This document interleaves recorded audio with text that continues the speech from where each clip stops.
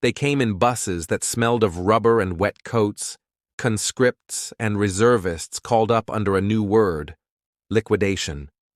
At the checkpoint, a soldier checked badges with a hand that trembled, then waved them toward the low buildings crouched beside the river.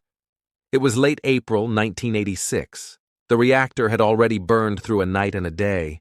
The town of Pripyat had emptied in 90 minutes and left toys on floors. The column rolled past swings and apartment blocks toward a plant that looked ordinary from far away and wrong from near. A roof torn, a wall open, smoke rising in a dark seam.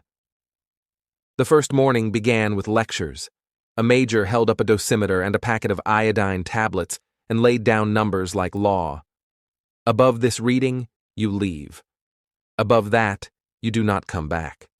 They signed forms they did not read. They were issued cotton masks, canvas gloves, rubber boots, thin lead aprons from a hospital supply. A doctor checked throats. A political officer said, "This is like a war." No one argued. The plume bent toward the forest while helicopters thumped past overhead. Me-8s and heavy lifters circled the heart of the plant and dumped sacks of sand, clay, and boron. The pilots flew through air that glittered oddly, even with the sun behind cloud.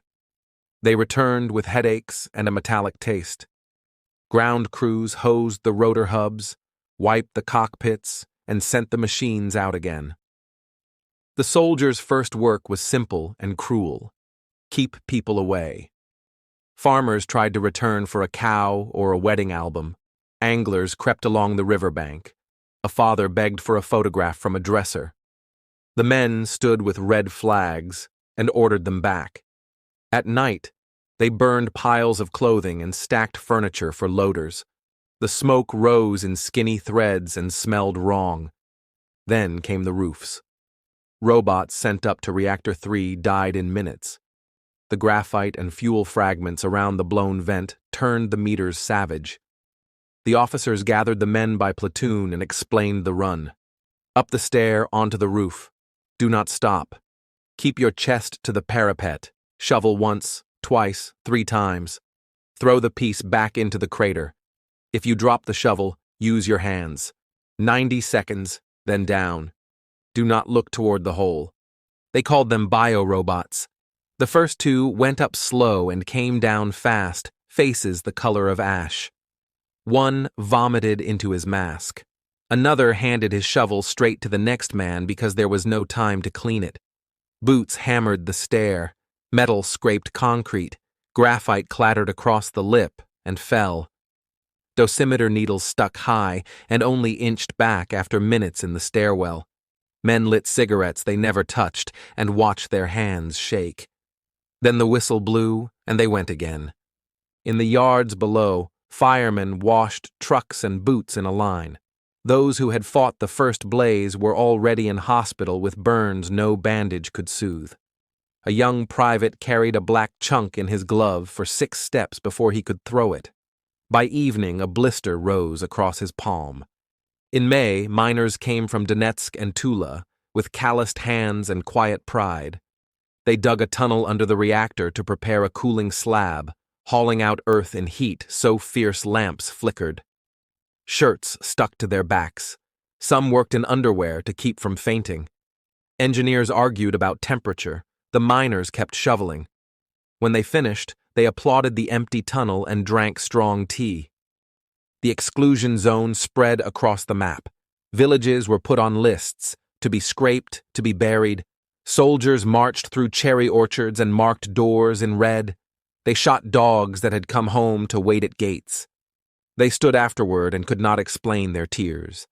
Bulldozers pushed cottages into trenches while men rolled roofs with poles because touching was forbidden.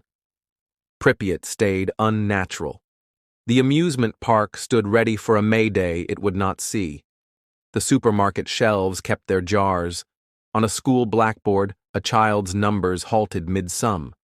Liquidators moved through rooms, measure, note, seal. On breaks, they sat on the steps and watched the silent Ferris wheel. In a field, 1,000 trucks and tanks stood nose to tail. Paint on their hoods bubbled without flame. Mechanics bled fuel lines into ditches that flashed with a dirty rainbow. Each vehicle got a number that meant it would die there. Radios were stripped. The rest was left for weeds. Food tasted of metal. Water tasted of iodine.